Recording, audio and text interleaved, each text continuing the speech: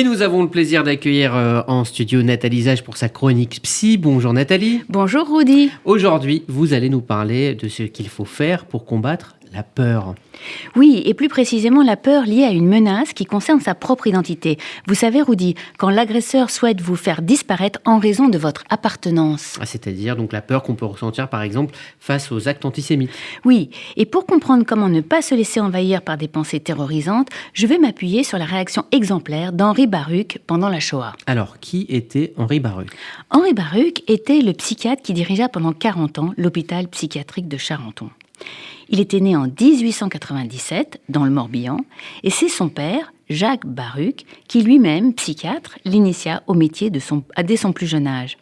Jacques Baruch était un juif d'Égypte, élevé dans la tradition juive à Alexandrie, qui partit faire ses études de médecine en France où il s'installa et devint directeur d'hôpital psychiatrique dans le Val-de-Loire. Alors son fils, Henri Baruch, devint également psychiatre et ce dernier fut un clinicien exceptionnel qui voit son existence à la science psychiatrique, à ses équipes autant qu'à ses malades. Ses patients l'adoraient. Baruch avait un principe essentiel. En chaque malade, il y a une personne, et c'est cette personne qu'il cherche à rencontrer quand il mène ses entretiens cliniques. Baruch était réticent à catégoriser les patients, estimant que certains diagnostics comme schizophrène ou paranoïaque équivalaient plus à des condamnations qu'à des outils thérapeutiques. Et donc, comment a réagi Henri Baruch pendant la Shoah ? Baruch eut une réaction géniale, mais pour vous l'expliquer, il faut que je remonte quelques années en arrière.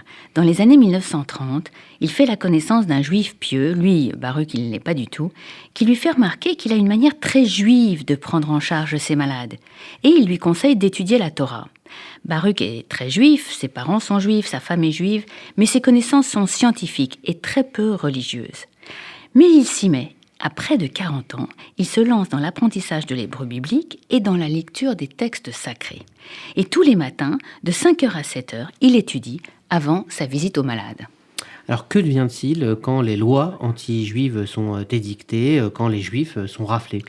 Comme d'autres personnalités françaises de renom, Baruch a été invité par la Fondation Rockefeller à venir s'installer à New York pour fuir les nazis. Mais il a refusé. Il a refusé d'abandonner les siens.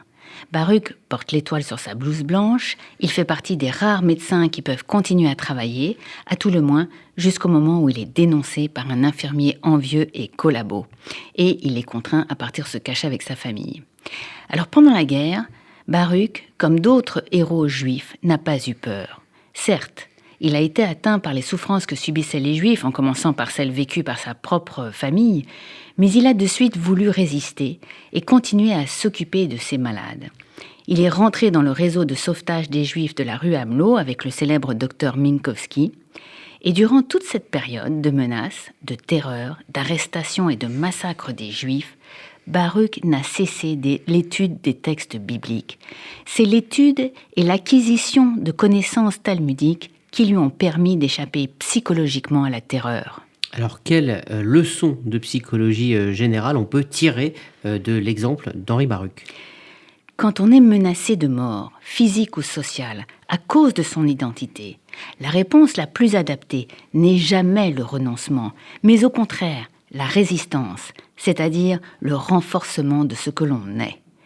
Pour en savoir plus, Rudy, on lira l'autobiographie d'Henri Baruch qui s'appelle « Des hommes comme nous », mémoire d'un neuropsychiatre, publié aux éditions Robert Laffont. Merci Nathalie.